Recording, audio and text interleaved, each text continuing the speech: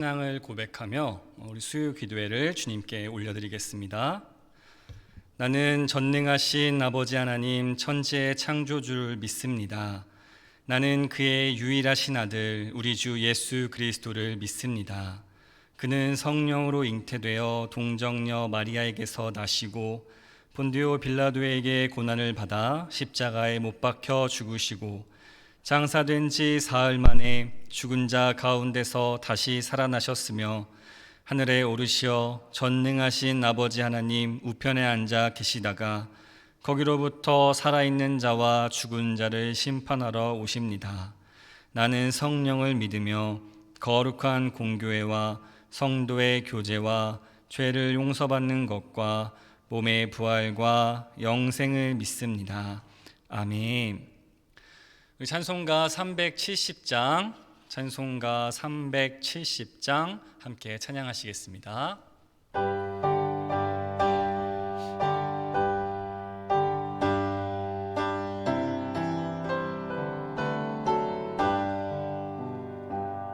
주 안에 있는 나에게 난 근심이 있으랴. 십자가 밑에 나가 내 짐을 풀었네. 주님을 찬송하면서 할렐루야 할렐루야. 내 앞길 멀고 험해도 나 주님만 따라가리. 그 두려움이 변하여 내 기도 되었고 전날의 한숨 변하여 내 노래 되었네. 주님을 찬송하면서 할렐루야 할렐루야.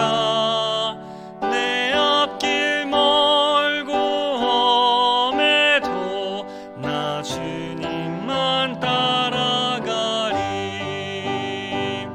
내 주는 자비하셔서 늘 함께 계시고 내 궁핍함을 아시고 늘 채워주시네. 주님을 찬송하면서 할렐루야 할렐루야. 길 멀고 험해도 주님만 따라가리. 내 주 맺은 언약은 영불변하시니 그 나라 가기까지는 늘 보호하시네. 주님을 찬송하면서 할렐루야 할렐루야. 내 앞길 멀고 험해도 나 주님만 따라가리. 아멘. 찬송가 220장 이어서 찬양하시겠습니다.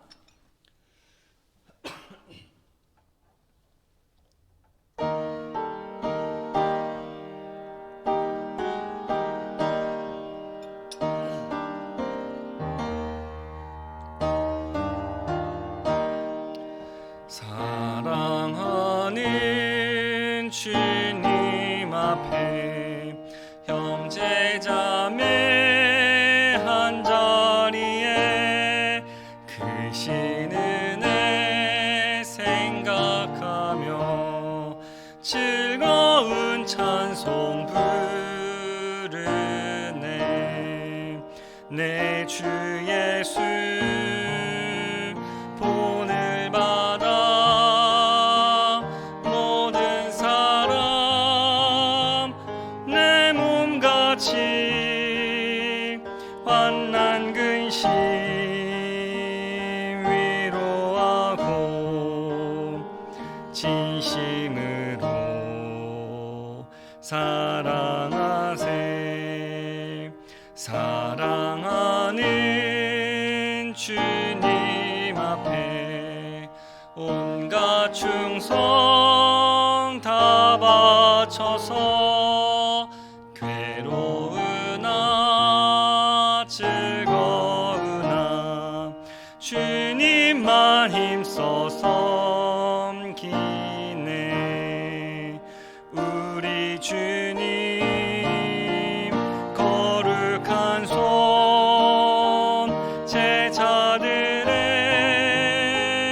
바르시성 남 섬기는 종의 도를 몸소행해 보이셨네. 사랑하는 주님 예수 같은 주로 섬기나니 한 피바다 한 몸 이룬 형제여 친구들이여 한 몸같이 친밀하고 마음으로 하나 되어 우리 주님 크신 뜻을 지성으로 준행하세. 아멘. 기도하시겠습니다. 거룩하신 하나님, 우리를 주님의 몸된 성전에 또 각자의 예배의 자리에 나오게 하심을 감사드립니다. 주님, 어려운 상황 가운데에서도 날마다 우리를 돌보아 주시고 또 우리를 주님의 그 인도하신 가운데 거하게 하여 주셨습니다. 그리고 주님, 오늘 이렇게 특별히 예배로 주님께 나아갈 수 있도록 인도하여 주심에 감사를 드립니다. 주님, 우리가 이 시간 영과 진리로 또 우리의 마음을 다하여 뜻을 다하여 힘을 다하여 온전히 주님께 드려지는 예배 될 수 있도록 우리를 주관하여 주시옵소서. 하나님, 이 땅을 불쌍히 여겨 주시옵소서. 코로나가 우리를 괴롭히고 우리의 일상을 무너뜨리는 가운데 이 가운데에서 우리의 신앙도 흔들리고 믿음이 흔들리고 있지는 않습니까? 주님, 우리의 이런 상황을 주님께서 아시오니 우리가 오로지 이런 상황 가운데에서 더욱 하나님만 의지하고 우리의 가정의 예배가 회복되며 우리의 마음 가운데 있는 하나님을 향한 그 마음이 더욱더 신실하여져서 우리의 예배가 오히려 더욱더 회복되고 우리가 예배의 회복을 위해 더욱더 마음을 모을 수 있도록 함께하여 주시옵소서. 주님, 특별히 대광교회의 모든 교우들 위해서 함께 기도합니다. 몸이 불편한 교우들을 주님께서 돌보아 주시고 주님, 그들에게 회복과 능력과 건강이 있게 하여 주시옵소서. 또한 주님, 경제적으로 어려운 일들을 주님께서 붙들어 주셔서 아버지, 이들도 주님 앞에 나오기에 어려움 없도록 그들의 삶을 주님께서 붙들어 주시옵소서. 각종 어려움과 또한 고민들과 또한 세상사의 어려움 때문에 주님 앞에 나오기 힘든 이들이 또한 있습니까? 주님, 이들의 모든 고민과 갈등을 주님께서 아시오니 주님 붙들어 주시고 주님, 이들이 세상의 그런 가치들에 얽매여서 어려워하기보다 주 앞에 나와 참된 감사와 기쁨 가운데 그 일들을 잘 헤쳐나갈 수 있도록 능력 더하여 주시옵소서. 주님, 대강교회를 이제 하나님 앞에 세우셨으니 온전히 주님, 우리의 그 사명을 감당하기 원합니다. 주님, 이제는 선교라라는 우리의 귀한 시대적 사명을 우리가 온전히 감당하기 원하오니 우리가 마음에 그 사명을 품고 그 사명을 실천하며 그 사명으로 인하여서 주님께 귀하게 쓰임 받을 수 있도록 우리 대강교회를 주님께서 사용하여 주시옵소서. 이 시간 주님께서 이 모든 기도 들어 응답하실 줄을 믿사오며 감사하며 예수님의 이름으로 기도드립니다. 아멘.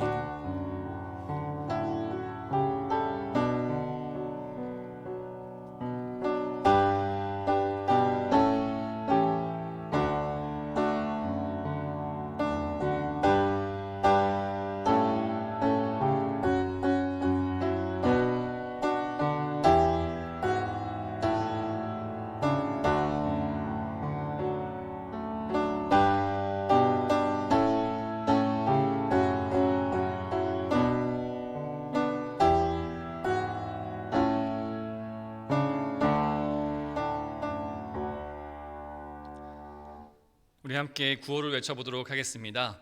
우리 준비를 하시고, 자, 이제는 선교다. 다시 한번 해볼까요? 이제는 선교다. 아멘. 오늘 우리에게 주신 하나님의 말씀은 요한복음 20장 19절에서 31절입니다. 요한복음 20장 19절에서 31절까지의 말씀입니다.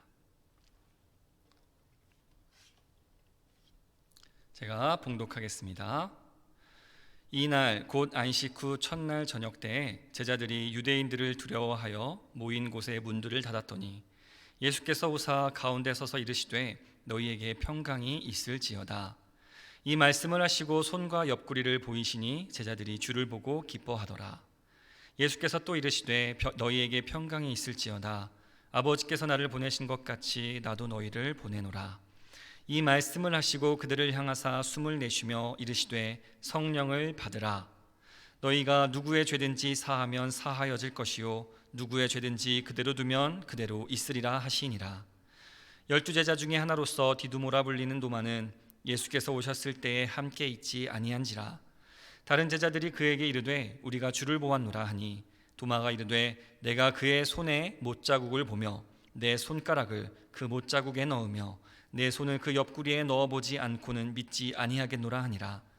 여드레를 지나서 제자들이 다시 집 안에 있을 때에 도마도 함께 있고 문들이 닫혔는데 예수께서 오사 가운데 서서 이르시되 너희에게 평강이 있을지어다 하시고 도마에게 이르시되 내 손가락을 이리 내밀어 내 손을 보고 내 손을 내밀어 내 옆구리에 넣어보라.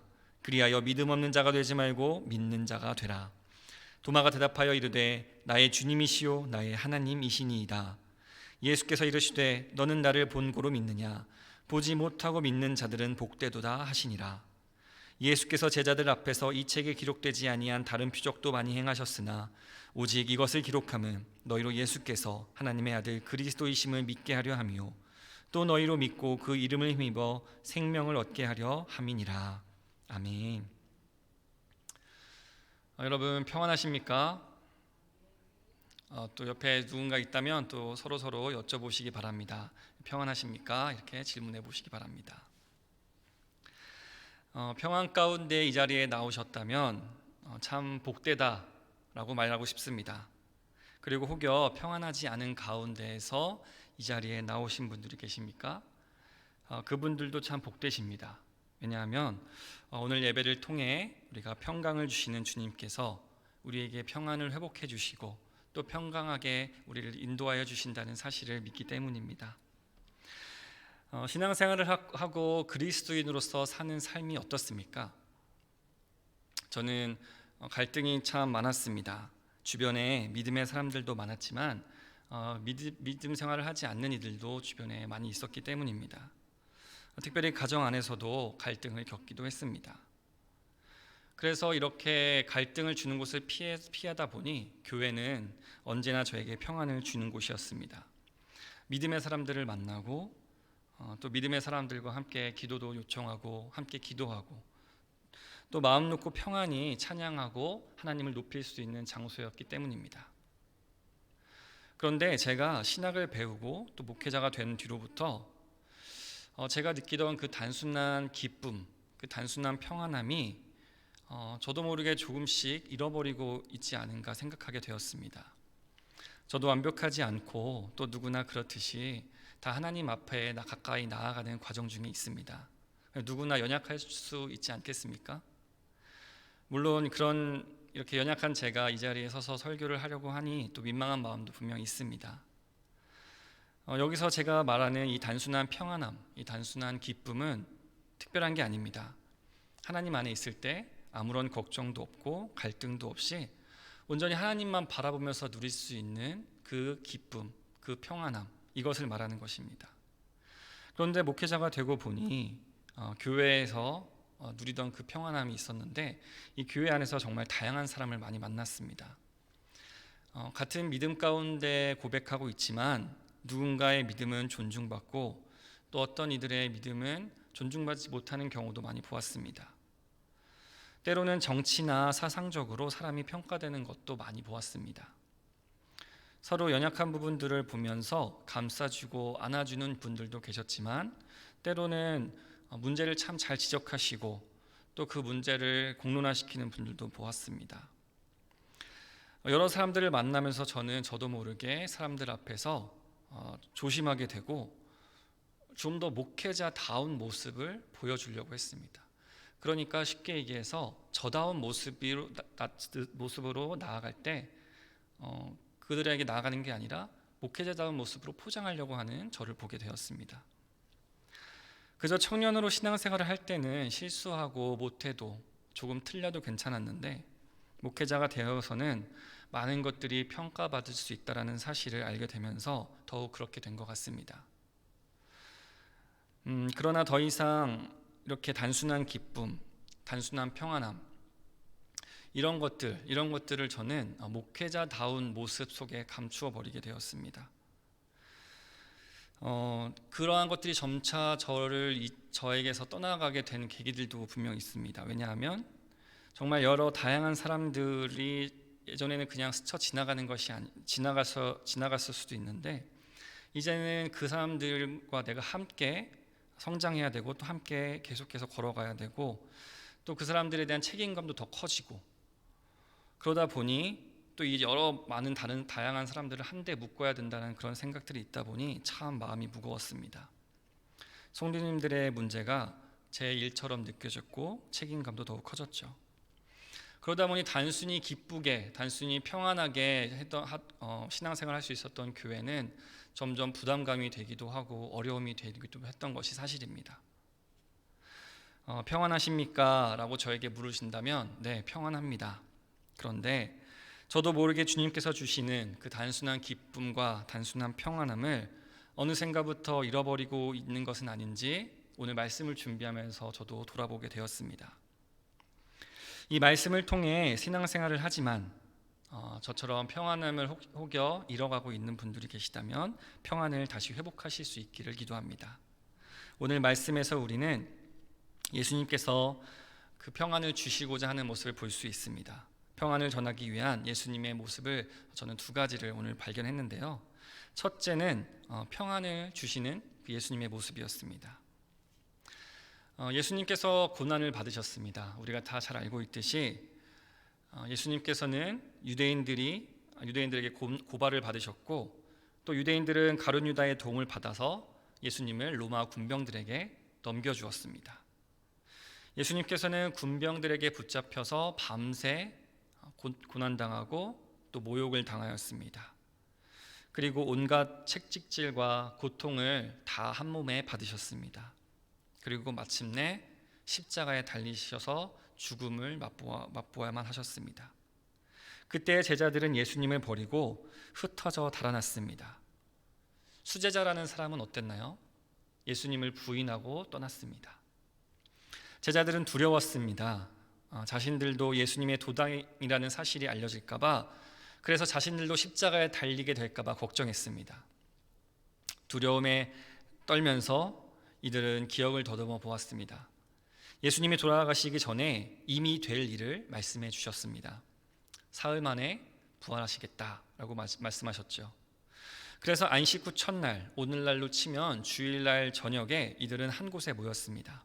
두려움에 문을 꼭 걸어 잠그고 한자리에 둘러 앉았습니다. 어쩌면 예수님을 기다린 것이고 어쩌면 그저 숨은 것일 수도 있습니다. 그러나 분명한 것은 지금 이들 마음 가운데 가득한 것은 두려움이었습니다. 문은 잠겨져 있었습니다. 그런데 그들 한가운데 갑자기 예수님께서 드러나셨습니다. 두려움으로 꼭 닫은 문을 뚫고 예수님께서 들어오셨습니다. 그리고 제자들에게 평안의 인사를 건네셨습니다. 평강이 있을지어다 라고 이렇게 말이죠. 그리고 그들에게 못 박히셨던 손과 찔리신 옆구리, 그것을 보여주셨습니다. 예수님이 자기 자신을 증거해 주신 것이죠. 제자들이 너무도 기뻤습니다. 자신들을 이끌던 그 예수님이 말씀하셨던 대로 사망을 이기시고 돌아온 것이기 때문입니다.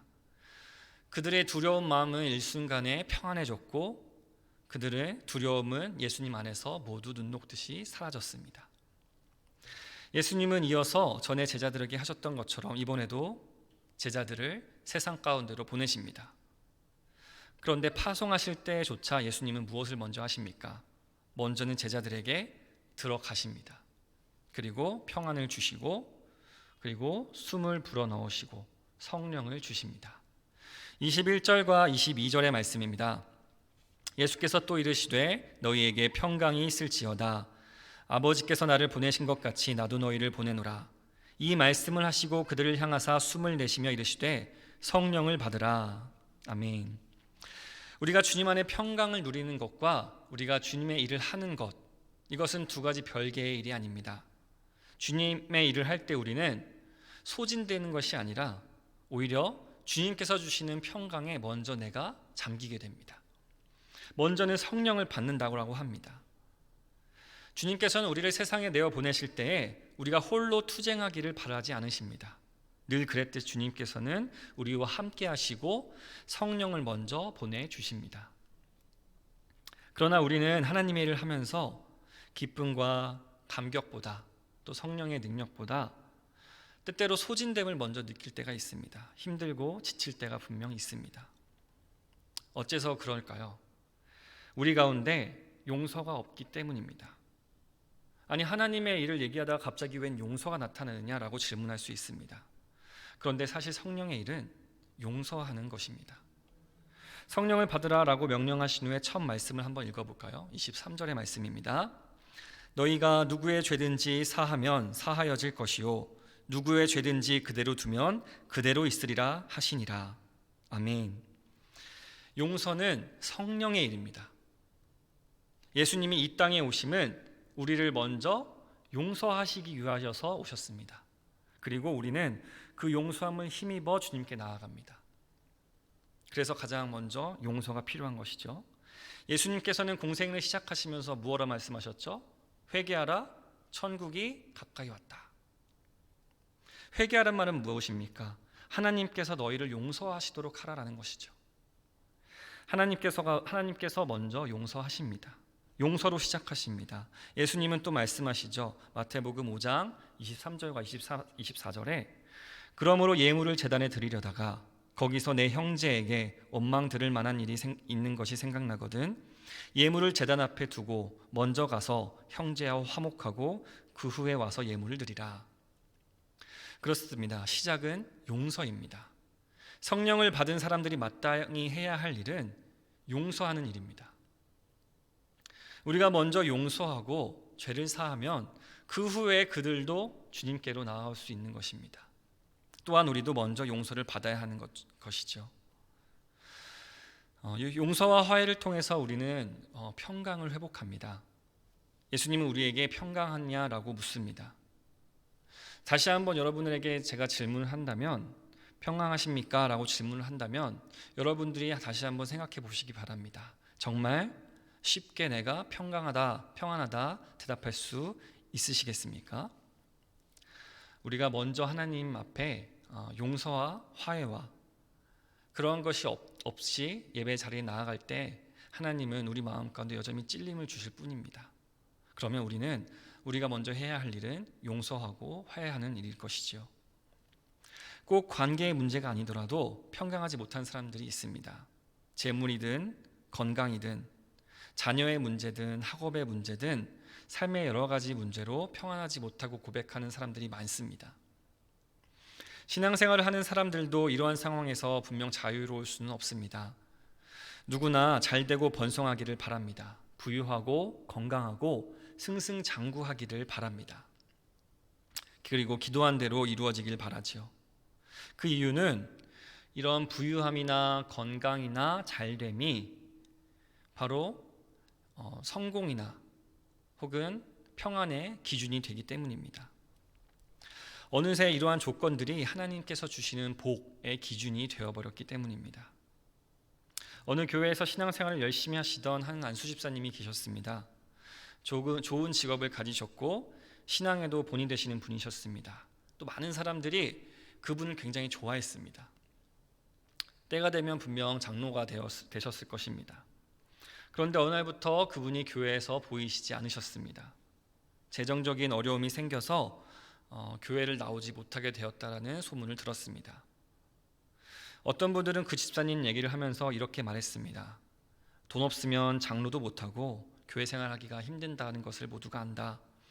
그 집사님은 아마 부끄럽고 창피해서 교회에 나오지 못하는 것일 거다 라고 이렇게 말하는 것을 들었습니다. 저는 정말로 마음이 많이 아팠습니다.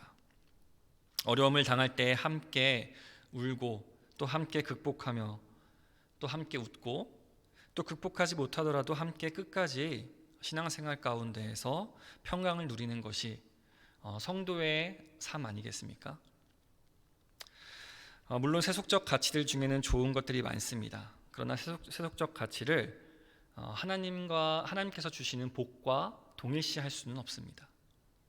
하나님 안에 평안한 삶은 세속적인 모든 가치를 초월합니다. 하나님께서 삶 가운데로 깊이 들어오심을 받아들이는 사람이라면, 성령을 받은 이들이라면 하나님은 그들에게 평강을 주십니다. 하나님은 그들을 사용하시고 그들에게 성령을 주셔서 용서케 하십니다. 세속적 가치를 뛰어넘어서 참된 평강을 맛보게 하십니다.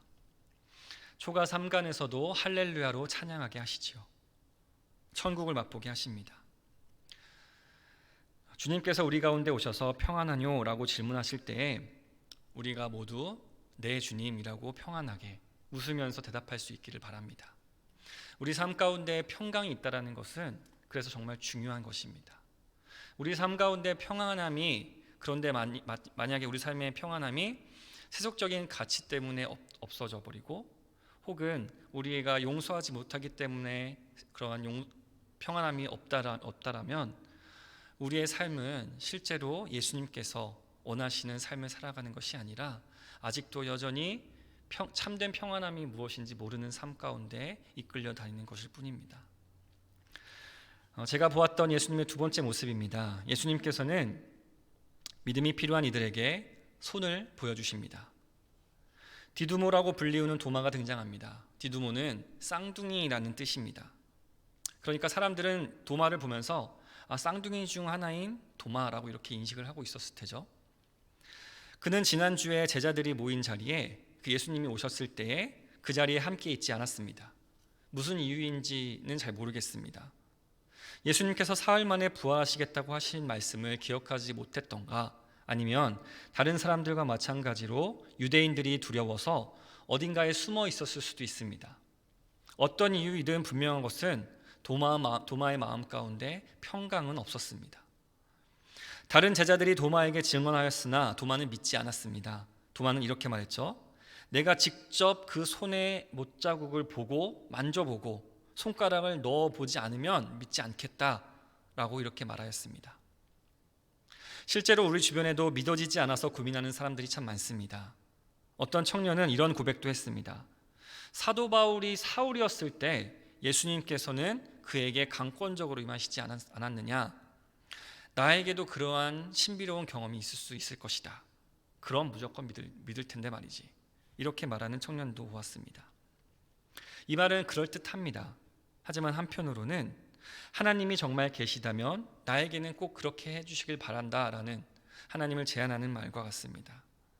다른 조건은 받아들이지 않겠다고 말하면서 모든 가능성을 닫는 것이죠. 도마가 꼭 그랬습니다. 참 얄밉기도 하죠. 그런데 이러한 태도를 주님께서는 미워하시거나 그래서 도마를 버리거나 하시지 않았습니다. 다른 제자들이 예수님을 만난 후 8일이 지났다고 합니다. 여드레가 지났다고 합니다. 그날 제자들은 함께 있었고 그날은 도마도 함께 있었습니다. 여전히 문이 잠겨 있었죠. 다른 제자들이야 이미 경험한 바가 있기 때문에 문을 잠궈도 된다라고 생각했을 것입니다. 그러나 굳게 닫힌 문을 보면서 우리는 도마의 마음을 보게 됩니다. 굳게 닫힌 마음의 문을 봅니다. 지난번 닫혀 있었던 문은 그저 두려움에 굳게 닫힌 문이라면, 그래서 예수님은 그 두려움을 무너뜨리시면서 제자들 가운데 나타나셨다면, 오늘 이 닫힌 문은 제자들에게는 믿음의 빗장이지만 도마에게는 의심으로 굳게 닫힌 문이었습니다. 예수님은 이 의심 가득한 마음의 문을 괘씸하게 여기시지 않으셨습니다. 여전히 닫혀 있는 가운데 그들 안으로, 도마 안으로 다가오셨습니다. 그리고 지난번과 같이 평안을 전하시지요. 그리고 사랑하는 제자에게 자신의 손을 만져보게 하시고 옆구리에 손을 넣어보게 하여 주셨습니다. 그리고 의심을 버리고 믿으라고 말씀하셨죠. 우리 주위에 믿지 않는 이들이 많습니다. 그들 중 어떤 이들은 믿어지지 않는다고 합니다. 뭐가 보여야 믿는다고 합니다. 그런데 믿어지지 않아서 못 믿겠다라는 말은 사실 실제로 보기 전까지 믿지 않겠다, 그러니까 믿어지지 않는다가 아니라 믿지 않겠다라는 말과 같습니다. 그리고 이 말에는 신이라면 당연히 보여줄 수 있는 거 아니냐라는 의심으로 가득한 태도가 보입니다. 대단히 완고한 태도처럼 느껴집니다. 그래서 믿는 우리들이 그런 사람들을 보았을 때 우리는 그들이 잘못되었다라고 생각하기 쉽습니다. 그러나 어떤 이들은 마음 깊이 정말 소원하지만 믿어지지 않는 사람들이 있습니다. 너무도 믿어지지 않고 보이지 않기 때문이죠. 그래서 오늘 우리 같은 사람들이, 우리가 부름받은 것입니다. 우리가 예수님의 손과 예수님의 옆구리를 보여주도록 부름받은 것입니다. 우리는 믿지 못하는 이들에게 보냄을 받은 존재들이라는 것입니다. 예수님께서 우리를 보내시는 곳은 어떤 특별한 곳만은 아닙니다. 예수님이 필요한 곳, 또 용서가 필요한 곳, 평강이 필요한 곳을 향해서 우리는 나아가도록 부름을 받았습니다. 우리가 작은 그리스도인이라 하지 않습니까? 작은 그리스도라 하지 않습니까? 성령을 받은 존재들로서 가서 그들에게 우리 손에 못자국을 만져보게 하고 우리 옆구리에 그 창상에 손을 넣어보게 해야 합니다. 예수님은 십자가에 달리시면서 하나님 아버지께 간구했습니다. 저들을 용서하소서. 고통과 죽음의 공포 가운데서 예수님께서 하신 것은 용서였습니다. 그리고 그 고통의 흔적이 온 몸에 가득했습니다. 그리고 그 제자들에게 흔적을 보이시면서 용서를 가르치고 계신 것이죠. 용서를 하기까지 우리는 숱한 상처와 모욕을 받습니다. 손에 못이 박히고 옆구리가 뚫리고 창자가 드러나는 그런 고통들이 있지요. 온몸에 채찍질로 가득한 흔적들이 있습니다. 그럼에도 예수님께서는 용서하십니다. 그리고 우리에게도 용서하라 말씀하십니다. 우리는 우리에게 용서하라 말하는 이들에게 우리의 손을 보여줘야 합니다. 우리가 받은 상처를 드러내며 어떻게 용서할 수 있겠느냐라고 이렇게 말할 수도 있지만 그에 앞서서 우리는 예수님께서 명령하신 대로 먼저 그 손과 그 옆구리를 보여주며 내가 너희도 가서 용서해라라고 하셨던 그 예수님을 따라 용서하기로 결심해야 합니다. 그런데 우리가 만약 그 구멍난 손을 보여주지 않는다면 내가 받은 상처로 인해서 내가 여전히 나는 용서할 수 없다라고 말한다면 우리는 도마와 같은 이들을 만났을 때 아무것도 보여줄 것이 없는 것입니다. 우리의 옆구리의 창상이 아직도 아물지 않아서, 내가 받은 상처가 아직 아물지 않아서 우리가 예수님을 증언하지 못한다고 생각해 보시기 바랍니다. 그럴 때 우리는 그저 예수님을 전할 수 있는 능력의 사람으로 살아가는 것이 아니라 그저 내가 받은 상처를 싸매고 앉아 있을 뿐입니다. 사울왕이 어땠습니까? 사울왕이 악령에 씌어서 비파와 수금 소리를 들으면서 있을 때 아니고서는 견딜 수가 없었다고 합니다. 용서가 없이 우리가 그저 찬양을 듣고 부르고 기도하고 말씀을 보는 것은 그 악귀를 달래는 사울왕의 모습과도 같습니다. 용서가 없이 신앙생활을 하려고 하는 것이라면 그저 계속해서 나를 달래고 있을 뿐인지도 모르겠습니다. 내 상처를 안고 용서하지 않는다면 우리는 성령의 능력을 나타낼 수가 없습니다. 여러분, 보고자 하는 이들에게 우리는 보여줄 수 있어야 합니다. 성령이 우리에게 있고 그 성령이 나를 용서케 하시고 또 용서를 전하라 하심을 우리는 보여줄 수가 있어야 됩니다. 그런데 여전히 우리의 모습을 통해서 도마와 같은 주변 사람들이 내가 이렇게 내 상처를 가지고 살아가고 있는데 내가 용서했다고 하는데도 불구하고 주변 사람들이 그런 나의 상처를 보고서도 여전히 돌아오지 않는다면 이는 어쩌면 우리가 실제로 용서하지 않았기 때문일지도 모릅니다. 어쩌면 여전히 고통받고 있고 나의 상처에 집중하고 있을지도 모릅니다. 어쩌면 아직도 세속적 가치로 인해서 고통받고 세속적 가치에 억눌려서 평강이 없기 때문일지도 모릅니다. 여러분, 참된 용서는 참된 평강을 줍니다. 또 참된 평강은 세속적 가치에 휘둘리지 않습니다. 내가 타인을 용서한 것이 아니라 그저 내 속에서 삭힌 것이라면 그것은 그저 한이 됩니다. 그리고 사람들은 그 한을 실제로 보지 못하더라도 느끼는 것이죠. 내가 가는 곳마다 늘 긴장을 몰고 다닌다면 우리는 세속적 가치에서 자유롭지 못해서 여전히 평강을 누리지 못하고 있는 삶을 사는 것입니다. 믿음이 필요한 이들에게 예수님께서는 자신의 손을 보여주십니다. 도마와 같은 이들에게 자신의 옆구리를 만지게 해주십니다. 우리도 우리 몸에 있는 예수님의 흔적, 그 예수님의 손, 그 구멍난 손, 내가 이미 초월해버린 나의 과거, 상처 혹은 나의 세속적 가치들을 이미 초월해버린 그것들을 우리는 이제는 아무렇지 않게 사람들에게 보여줄 수 있어야 합니다. 그리고 그것을 본 사람들은 고백할 것입니다. 나의 주님, 나의 하나님, 그렇게 도마와 같이 살아계신 하나님을 찬양하게 될 것입니다. 우리 손에 못자국 없이, 우리 옆구리에 창상이 없이도 그것을 감추고 있으면서도 우리는 예수님을 전할 수는 있습니다. 왜냐하면 그들은 보지 않고도 믿는 복된 사람들이기 때문입니다. 그러나 우리에게는 분명 도마도 있습니다. 그들이 아직 우리 주변에 있다면 우리는 그들에게 열어서 보여줄 수 있어야 합니다. 설득할 필요가 없습니다. 그저 보여주시면 됩니다. 용서와 평강을 보여주십시오. 저 사람은 왜 이렇게 평강할까? 늘 그 사람 주변에는 이렇게 온화한 기운이 흐를까?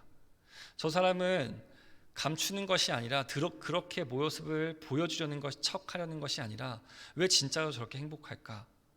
그 비결이 무엇일까? 궁금하게 하시기 바랍니다. 여러분 안에 있는 성령이 여러분의 삶에서 드러나서 일하게 하시기 바랍니다. 어떤 이들은 말합니다. 말씀의 능력이면 충분하지 않느냐? 요한복음 3장 19절을 읊어주면 마치 불신자에게 바로 믿음이 생길 것처럼 생각합니다. 그냥 성경을 읽도록 선물만 해줘도 믿음이 생길 것이라고 생각합니다.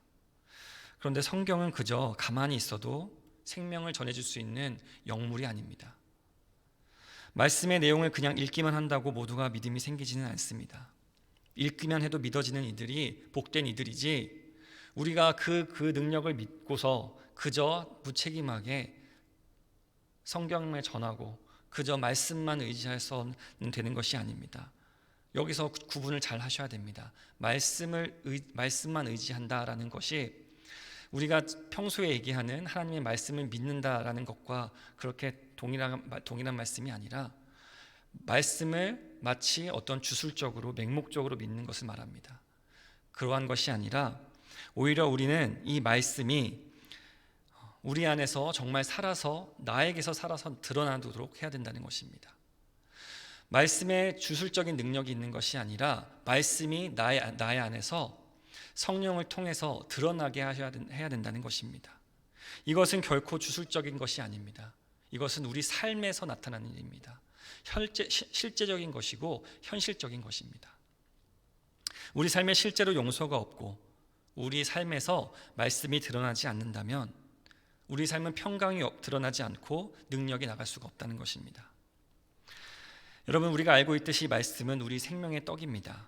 우리는 말씀의 떡을 매일 먹습니다. 사람들은 말합니다. 우리가 먹는 것이 우리 자신이 된다라고 말하죠.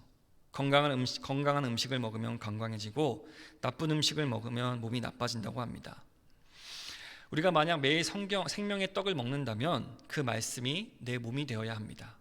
말씀이 우리 몸이 될 때 우리는 믿음이 필요한 이들을 향해 나아갈 수가 있습니다. 말씀이 우리 몸이 될 때 우리는 용서하게 되고 평강이 넘치게 됩니다. 그리고 사람들은 그것을 보고 주님께 돌아오게 된다는 것입니다. 도마는 예수님의 손을 보아야 믿겠다고 하였습니다. 그런데 우리가 가진 것은, 우리는 더 이상 예수님의 손을 가지고 있지 않습니다. 그것을 보여줄 수 없습니다. 우리가 가진 것은 이 말씀입니다. 이 성경입니다. 이 성경이 우리에게는 예수님의 손과 예수님의 옆구리처럼 작용하는 것입니다. 이것을 기록한 이유가, 이 성경을 기록한 이유가 예수님께서 우리의 그리스도이심을, 하나님이 보내신 메시아임을 믿게 하려는 그러한 책이기 때문입니다. 우리는 믿음으로 말미암아 생명을 얻습니다. 그리고 이 성경이 정말 살아있다는 것을 확신할 수 있도록 하는 것이 성령의 능력이지요. 그리고 성령의 능력은 용서와 평강에 있습니다. 그리고 그 용서와 평강은 실제로 우리가 실천하는 것입니다. 여러분, 평강하시기 원하신다면 성령의 능력으로 용서하시기 바랍니다. 그리고 성령의 능력으로 세속적 가치를 초월하시기 바랍니다. 그래서 평강을 회복하시기 바랍니다. 우리의 삶 가운데 이렇게 평강이 넘치고 우리 대강교회 가운데 평강이 넘치기를 제가 간절히 기도합니다. 평강이 넘치는 교회가 된다는 것은 그저 여러 교회 가운데 하나가 된다는 것이 아닙니다. 많은 교회가 어떠한 가치를 외칠 때 평강도 그중 하나의 가치가 되는 것이 아니라 평강은 모든 교회가 기본적으로 누릴 수 있는 기본 상태입니다.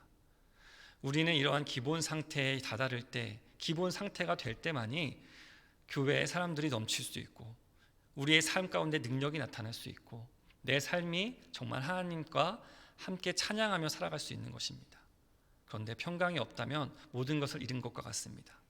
신앙생활을 해도 평강하지 않고 신앙생활을 해도 날마다 걱정이 태산이라면 그것은 하나님께서 원하시는 신앙인의 참 모습은 아닌 것입니다.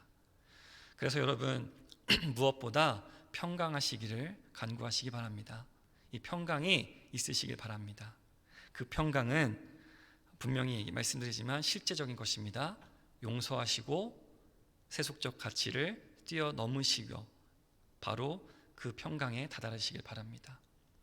간단하지 않습니까? 용서와 가치를 뛰어넘는 일, 이것이 오늘부터 우리가 실천해야 될 가장 기본적인 일입니다. 우리가 참된 평강을 누리는 대광교회 됐으면 좋겠습니다. 함께 기도하겠습니다. 하나님 감사합니다. 우리의 삶 가운데 늘 평강하냐라고 물으시는 그 예수님의 인사를 우리가 받습니다. 주님, 우리가 그 인사말에 어떻게 응답할 수 있겠습니까? 우리의 신앙생활 가운데 참된 평강이 사라지고 우리의 신앙생활이 이제는 기쁘지 않을 때가 있지는 않았습니까? 그런데 주님, 이제는 우리가 다시 한번 평강을 회복하고 그 기쁨을 회복하기 원합니다. 신앙생활이 우리에게 그 무엇과도 바꿀 수 없는 귀한 보물이 되기 원합니다. 주님, 우리가 이것을 잃었다면, 우리가 그 천국 보화를 잃었다면 우리 가운데 그 평강을 회복할 수 있도록 주님께서 성령을 우리에게 불어넣어 주십시오. 그래서 우리로 용서케 하시고 세속적 가치를 뛰어넘게 하여 주십시오. 우리 가운데 참 평강을 주십시오. 온전히 그렇게 하실 예수님을 찬양하며 감사하며 예수님의 이름으로 기도드립니다. 아멘. 축도하겠습니다. 이제는 우리 주 예수 그리스도의 은혜와 하나님 아버지의 극진하신 사랑과 성령의 교통하심이 오늘도 성령의 능력을 받아 용서하기로 결단하는, 또 세속적 가치를 뛰어넘기로 결단하는 대광의 모든 성도들에게 이제로부터 영원토록 함께 하시기를 간절히 축원하옵나이다. 아멘.